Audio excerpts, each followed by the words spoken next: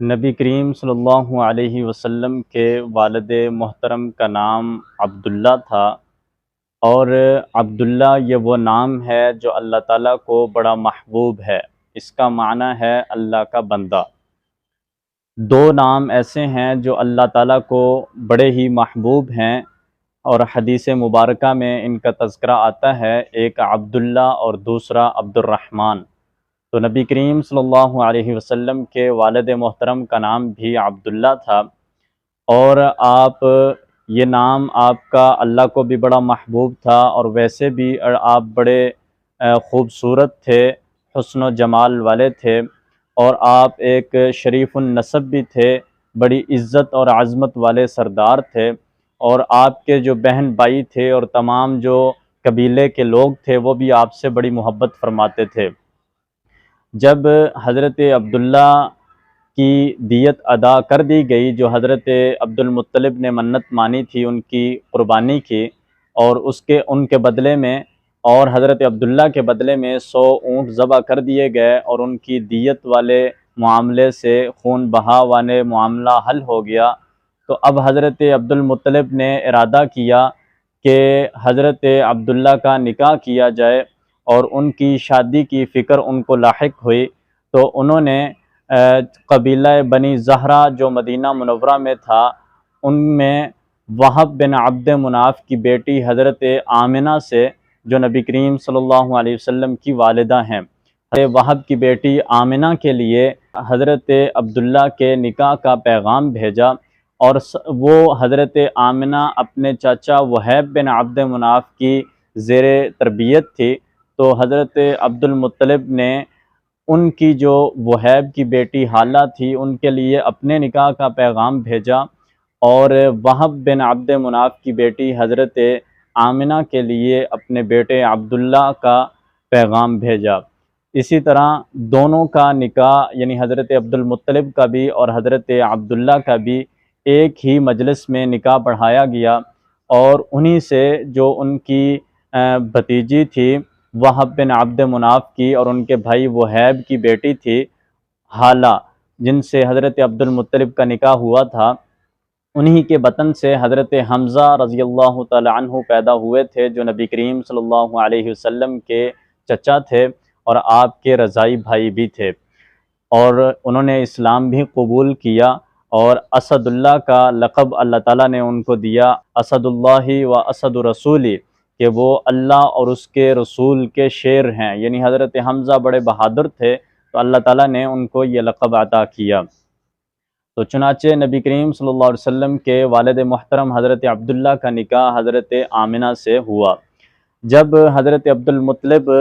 نبی کریم صلی اللہ علیہ وسلم کے والد حضرت عبداللہ کو نکاح کے لیے لے کر مدینہ منورہ جا رہے تھے، تو راستے میں ایک عورت تھی جس کا نام تھا فاطمہ بنت مرہ۔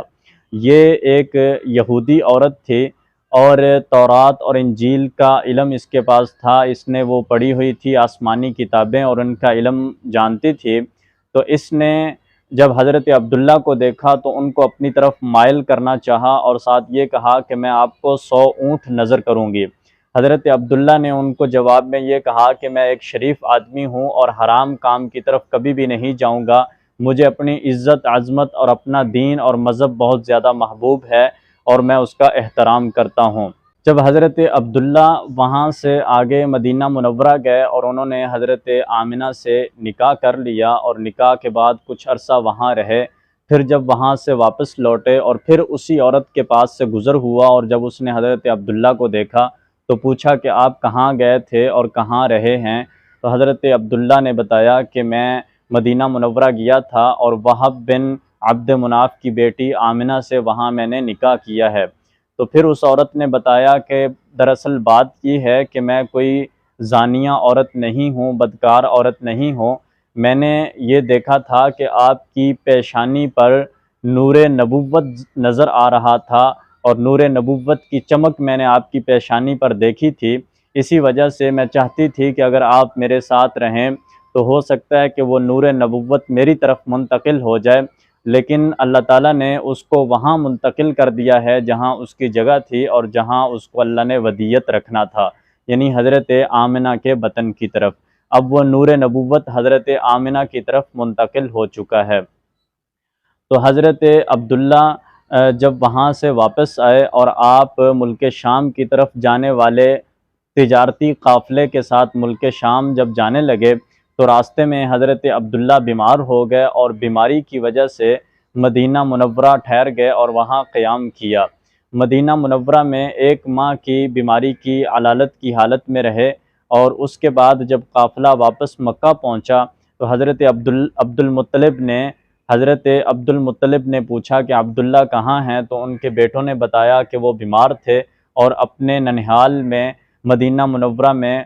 قبیلہ بنو نجار میں ٹھہر گئے ہیں۔ تو حضرت عبد المطلب نے اپنے بڑے بیٹے حارث کو بھیجا کہ وہ جلدی سے جائیں اور وہاں سے حضرت عبداللہ کو اپنے ساتھ لے کر آئیں۔ جب ان کے بیٹے حارث وہاں پہنچے تو وہاں حضرت عبداللہ کا انتقال ہو چکا تھا، اور انہوں نے پھر یہ خبر مکہ مکرمہ میں بھیجی، اپنے والد حضرت عبد المطلب اور اپنے تمام رشتہ داروں کو اس خبر سے آگاہ کیا، جو بڑا ہی غم اور درد کا واقعہ تھا کہ نبی کریم صلی اللہ علیہ وسلم ابھی اپنی والدہ حضرت آمنہ کے بطن میں تھے کہ آپ کے والد حضرت عبداللہ کا انتقال ہو چکا تھا۔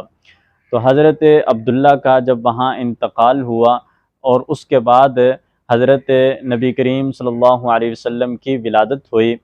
حضرت عبداللہ نبی کریم صلی اللہ علیہ وسلم کے جو والد تھے، ان کی وفات کے وقت ان کی جو عمر تھی اس میں محدثین کے مختلف اقوال ہیں۔ بعض نے یہ لکھا ہے کہ وہ 30 سال کی عمر کے تھے، بعض نے لکھا ہے کہ 28 سال کے تھے، بعض نے یہ لکھا ہے وہ 25 سال کے تھے، اور ایک قول کے مطابق وہ 18 سال کے تھے، اور بعض محدثین نے 18 سال کے قول کو ترجیح دی ہے کہ حضرت عبداللہ کی وفات کے وقت ان کی عمر 18 سال تھی،